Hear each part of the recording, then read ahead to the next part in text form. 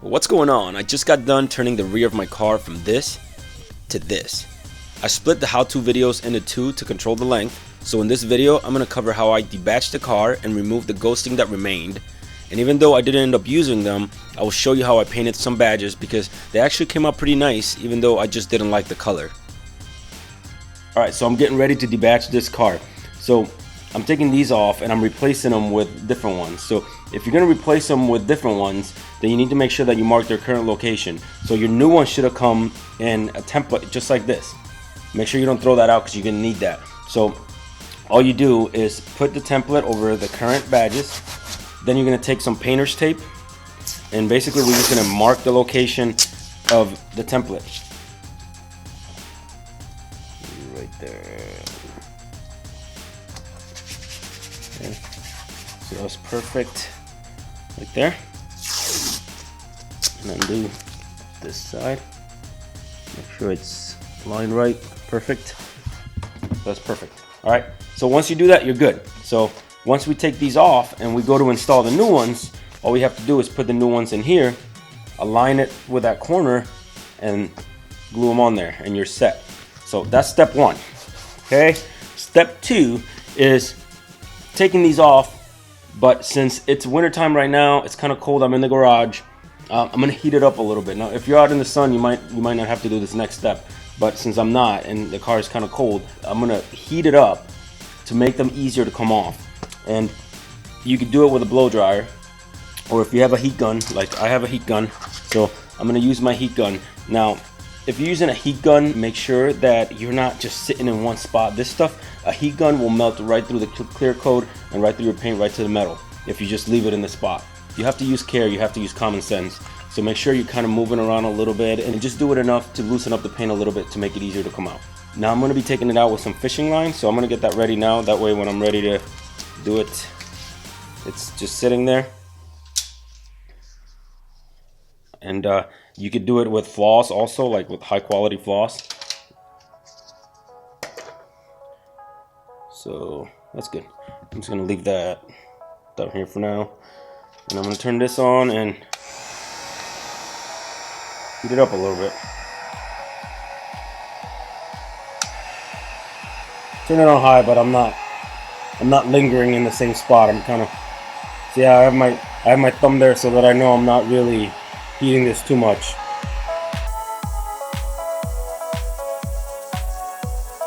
Alright, they're good enough. So after you do that, it's very easy. All you do is you put the fishing line behind the letters and just kind of wiggle it out. Just like that. It's also easy.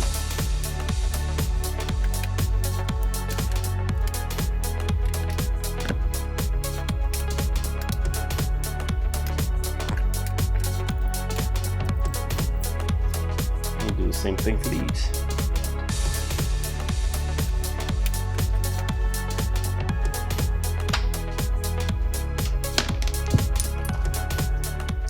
Alright, so now that they're out, obviously we're going to have to get all this glue residue out, and that's going to be the next part of this project.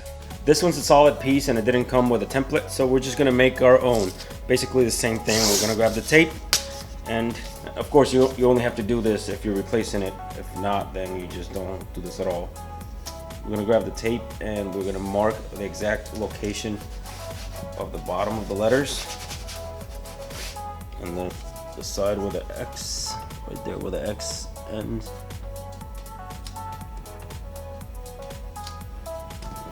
Okay, so now we're good. Now when we go to install the new one, we'll know exactly where it goes. So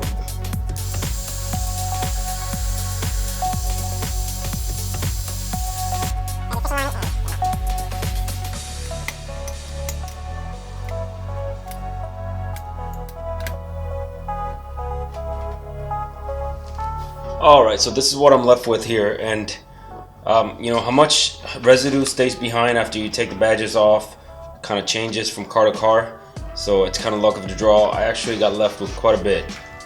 Already took off the other side just to see how it would go, and I kind of know what I have to do now.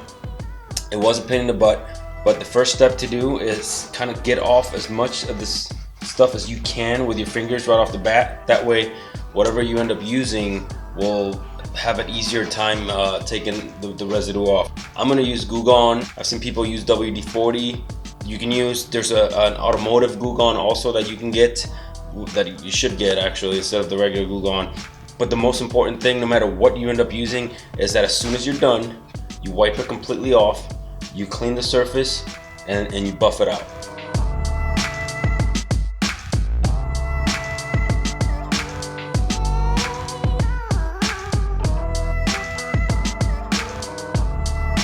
Alright, so I'm gonna go ahead and put some Goo Gone on there. I'm gonna let it sit for a few minutes and let it do its work, and then revisit this with a credit card.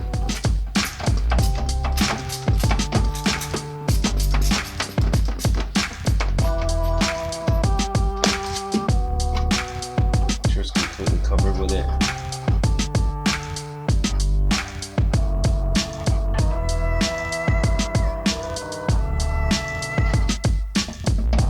So once the Goo Gone has done its work, you gotta put in some work. So depending on how thick it is, you might have to do this a couple times. So just grab yourself a credit card of some kind, something that won't scratch your paint job, and just work out all this, gunk out. Like I said, it might take a while.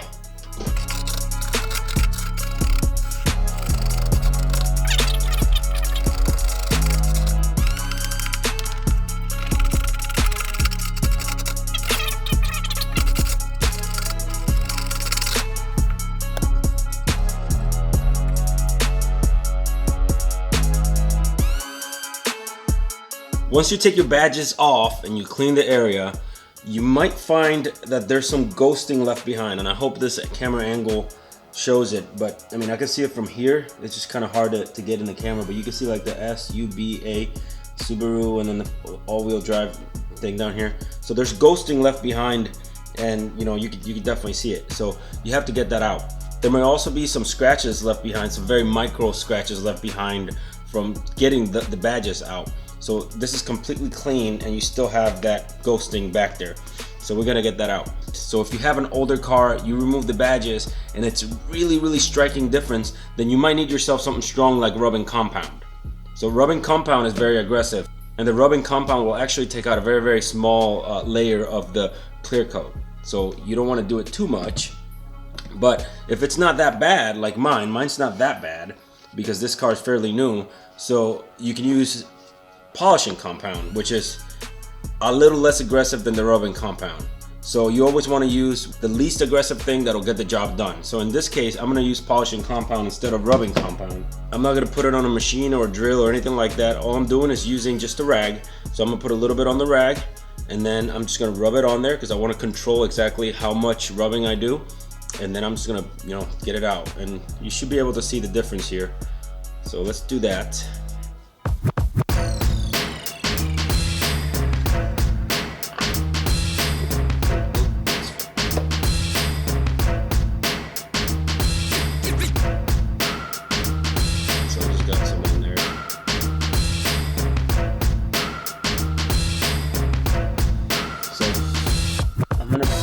Just put some on and just rub back and forth.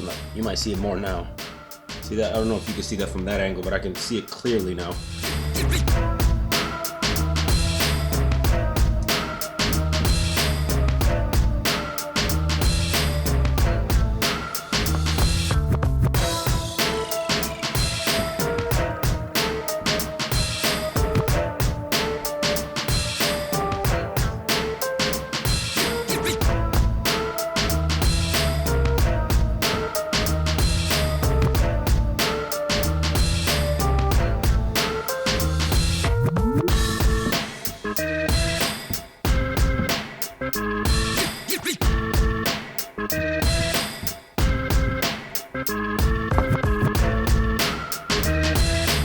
So you can basically just keep going until you don't see the ghosting anymore, and I don't see the ghosting anymore.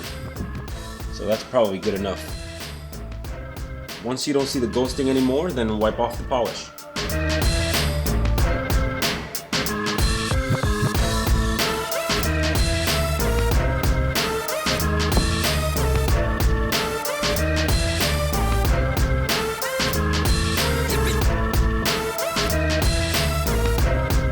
go. No ghosting at all. I don't see any remnants of where the badges used to be, and I don't even see any micro scratches from removing them. So yeah, polishing is what you need for light ghosting situations like these.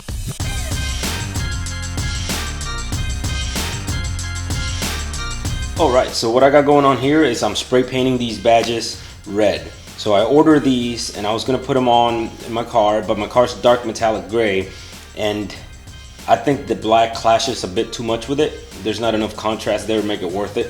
So after I got them in, I figured I'd either debadge it completely and just leave it without badges, or I thought maybe the red will look nice. So it's kind of like an experiment. So if it doesn't look nice, I can just take them off and be done with it. But for now, I'm going to try to spray paint it.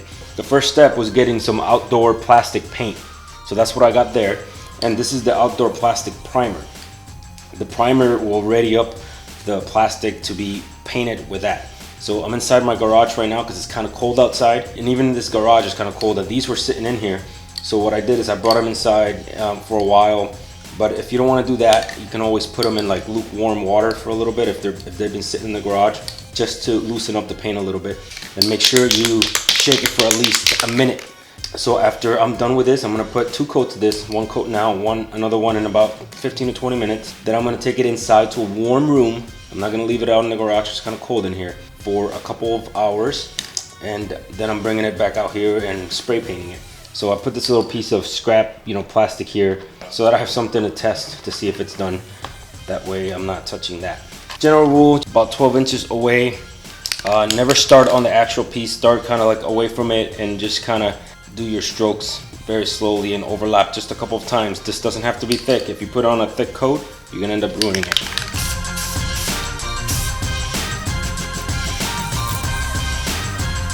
So I'm gonna be back in about 20 minutes and I'll put on another coat. Now I'm gonna take it inside and let it dry for a few hours. I'm ready to spray paint the badges. I'm gonna spray paint them red. I already shook this can for a couple minutes. It's important not to spray directly on them, and it's very important to be at least 12 inches away from your workpiece. That way you don't have big goops of paint. So that's gonna be coat number 1. Alright, so that was coat number 2, so it's definitely going to need at least another coat. But it's very important to resist the temptation to just coat it in one shot, because that's just the easiest way to ruin a paint job when you're spray painting. Looking pretty good. Still looks like it's going to need another coat.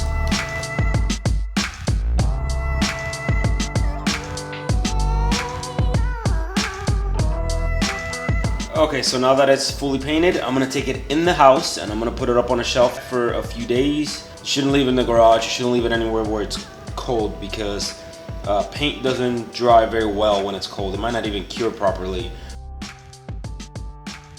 So this has been drying overnight. I decided to give it a couple of coats of this clear coat. So this is gonna further protect it.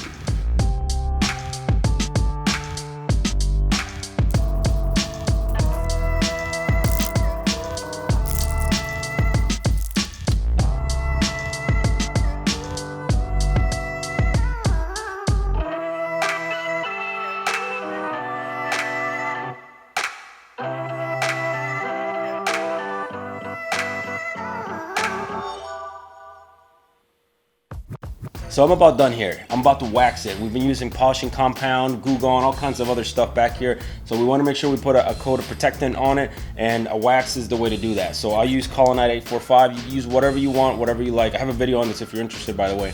But I'm about to do that, and once that's done, we'll be done here. I think it looks fantastic. I think that for how cheap all this stuff was and how easy it was to do, it provides a really striking difference from before and now. The only thing that I'm going to end up doing is probably adding the direct injection turbo badge right here. I think that'll look great with a red. But other than that, I really like the look. I think for this car, that looks great. And eventually I'm going to replace the emblems too with some high quality ones, but not a big deal right now. So let me know your opinion in the comment section below. Thanks a lot for watching. If this was useful to you, support the channel by liking the video and subscribe to see my future content. Take care.